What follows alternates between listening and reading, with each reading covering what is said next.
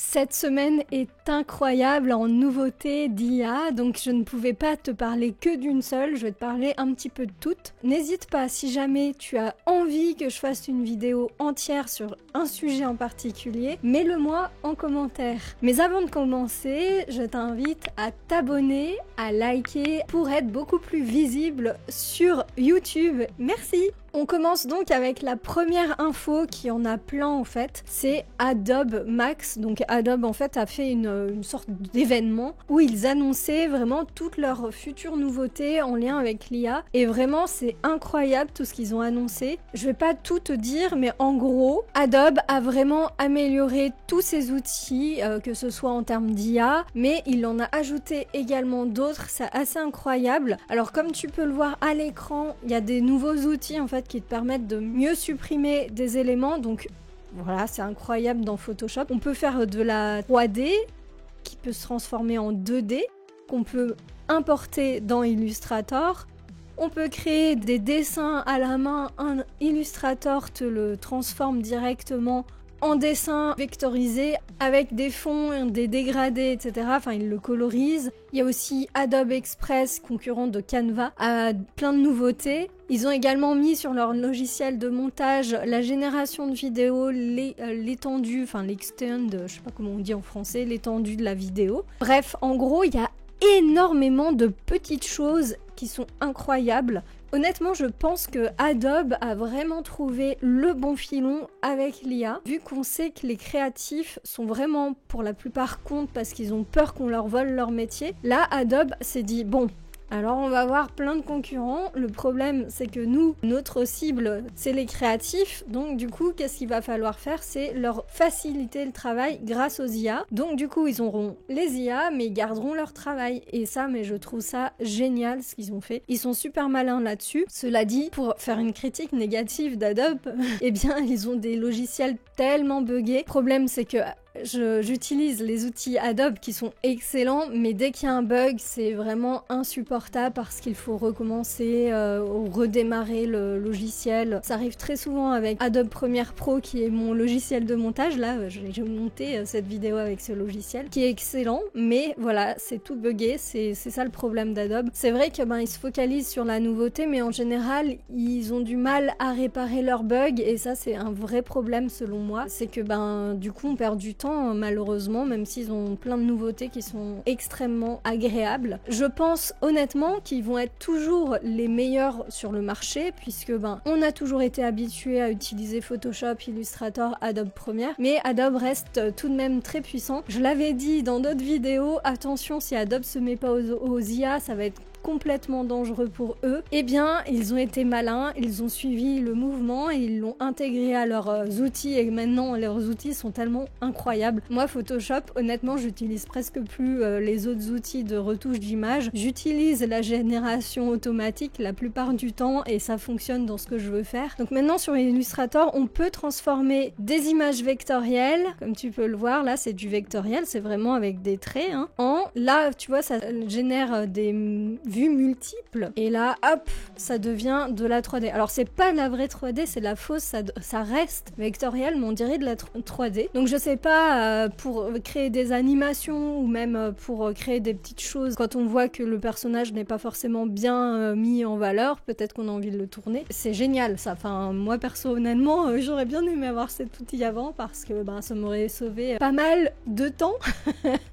Donc voilà, non mais clairement ils ont trouvé plein d'idées. En fait, la majorité du temps, quand t'es graphiste, les clients ils pensent que tous ces outils là sont déjà disponibles depuis des années. Non, clairement ça n'existait pas avant aujourd'hui. Bref, il y a énormément d'annonces mais des trucs incroyables. Je vais pas te faire le tour, si vraiment tu veux que je te fasse une vidéo entière dessus, dis-le moi, je préparerai ça. Mais c'est pas le sujet entier du jour.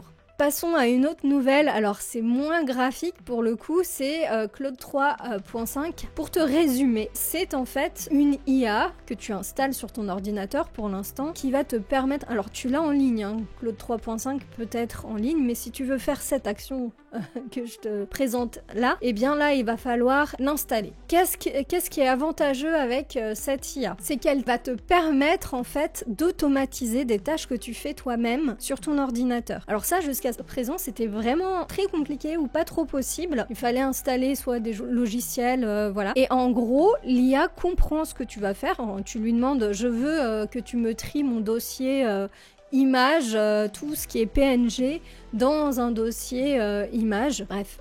Elle va te le faire. En gros, elle va prendre ta souris, ton clavier, comme si c'était toi, et elle va te créer elle-même des dossiers. Alors ça, c'est une idée pour d'utilisation, mais tu as énormément de possibilités en fait. En gros, ça automatise les tâches que tu fais toi-même sur ton ordinateur. Donc, si tu as un métier avec des tâches répétitives, alors soit t'es plus malin que ton patron si t'es encore employé, normalement si t'es ici, non, vu que ma cible c'est plutôt des entrepreneurs, en tant qu'entrepreneur tu vas plutôt apprécier la façon d'utiliser cette IA pour faire plutôt des tâches qui vont te rapporter beaucoup de temps puisque toi tu les faisais à la main. Moi par exemple, j'ai un petit disque dur SSD qui se remplit très vite.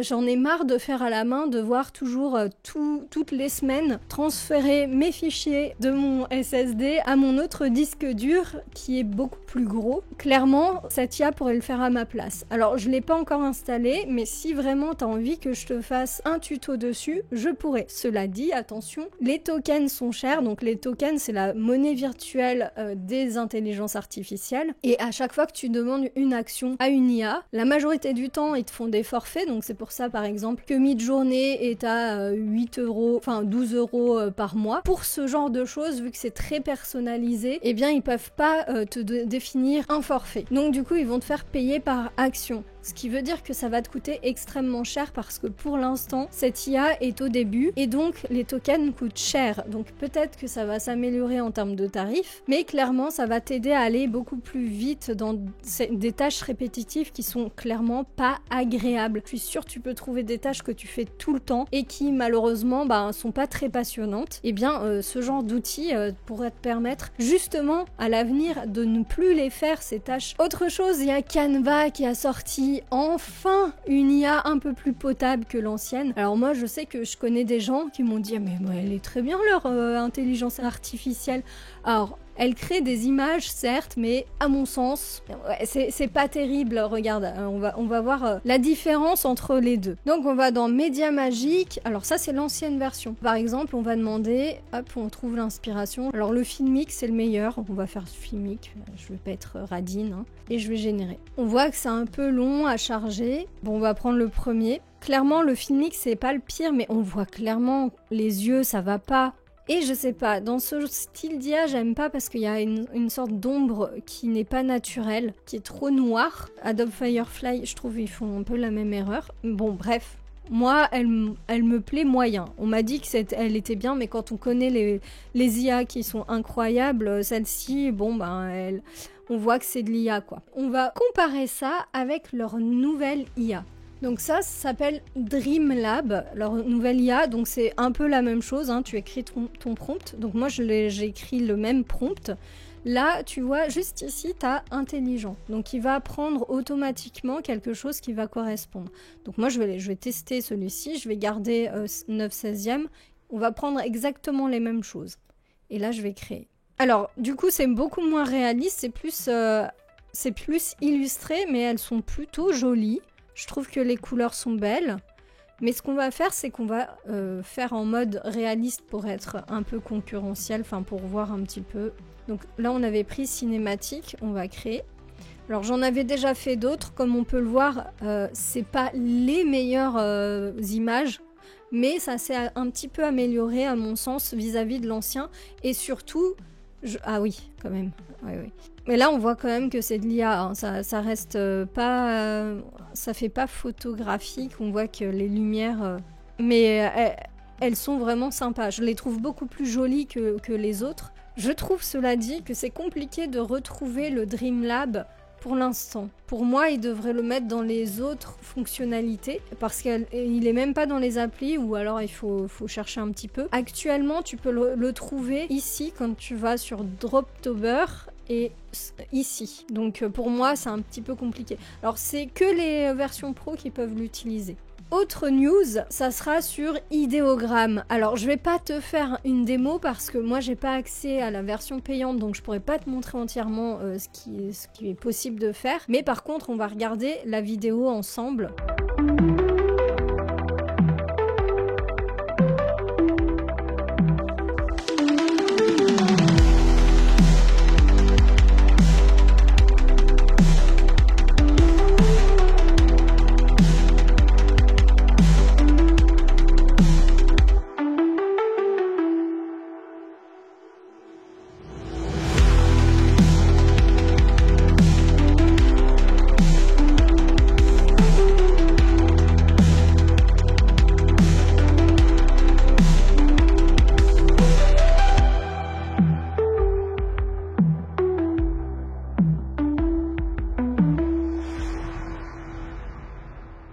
Alors clairement pour moi, là c'est un concurrent sérieux à Photoshop avec un outil plutôt simple. C'est assez incroyable. Alors évidemment, prendre ses propres photos pour les modifier, c'est un peu plus compliqué. Là, quand tu as généré une image, tu peux totalement la personnaliser. Et comme tu peux le voir, tu peux changer le fond, tu peux changer tous les éléments. Et Ideogram est une très bonne IA selon moi. C'est une des meilleures IA actuellement. En termes d'image, elle est plutôt bonne. En plus, elle fait du texte presque parfaitement. C'est une des IA qui fait le meilleur texte dans les images intégrées dedans. Vraiment, moi je trouve que Ideogram, ils se démarquent vraiment des autres. Ils vont super vite dans leurs outils. C'est sorti l'année dernière.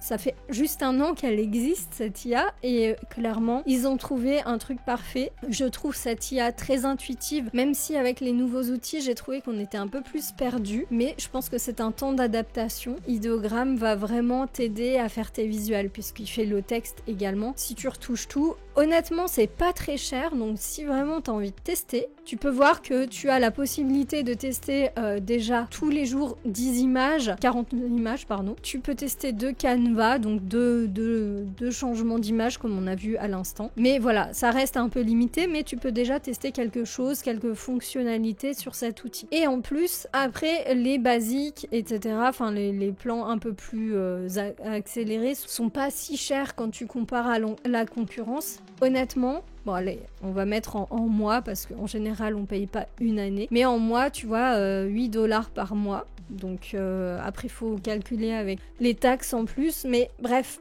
c'est le concurrent direct à Midjourney, et donc forcément qui dit concurrent direct à une autre intelligence artificielle, elle veut envoyer elle aussi du lourd. Bah oui, évidemment, puisque on n'a pas envie de se faire dépasser.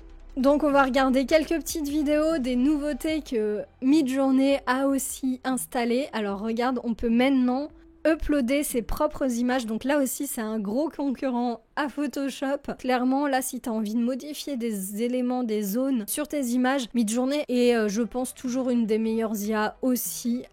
Clairement elle fait des images incroyables, super créatives. Moi j'adore cette IA. Elle est à mon sens un peu chère, en plus c'est difficile de l'essayer gratuitement. Ça arrive parfois qu'ils ouvrent, mais c'est rare, et ils ont fait maintenant un site, donc on peut tout avoir accès sur le site et plus sur Discord, donc ça c'est devenu beaucoup plus accessible. Et clairement là, comme tu peux le voir, c'est incroyable ce qu'on peut faire maintenant avec Midjourney. C'était déjà possible avec ces images que tu faisais directement sur Midjourney, mais maintenant on peut importer ses propres images, donc clairement c'est génial. Pour moi, si je devais choisir entre Midjourney et Ideogram, ça serait compliqué parce que Ideogram, là ils ont fait fort, ils ont trouvé des outils originaux, et Midjourney reste quand même un des meilleurs en créativité. Mais Ideogram est pas mal. Tu vois, là on peut aussi effacer des zones et agrandir, donc tu peux changer des éléments de ta photo. Ah, c'est plutôt pas mal. Alors Midjourney est très bien pour l'image, ils ont aussi une fonction de texte, mais je trouve que Ideogram les dépasse. Donc pour moi ça dépend un peu ce que tu veux faire, mais ça s'équivaut, hein. Clairement c'est pas si mal. Et là tu vois, il y a vraiment la possibilité de faire plein de choses. Et là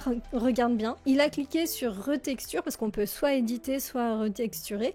Et là, tu peux demander en fait à ce que ton image change totalement. Donc tu la personnalises. Là, tu peux le voir, ça fonctionne pas encore très bien. On voit qu'il y a des petits bugs un petit peu à droite à gauche. Ça peut être une bonne idée, par exemple, quand tu vends un appartement, quand tu veux le décorer de manière original, eh bien tu passes par Midjourney parce que Midjourney va te le décorer automatiquement. Comme ça, les gens ils pourront mieux se projeter. Donc tu pourras nous proposer même plusieurs décorations. Et là, par exemple, si tu as un croquis d'un dessin, tu peux t'amuser avec Midjourney à le coloriser, à changer un petit peu la texture. Voilà, c'est génial, je trouve ça incroyable. Donc ça aussi, pour les créatifs, c'est incroyable.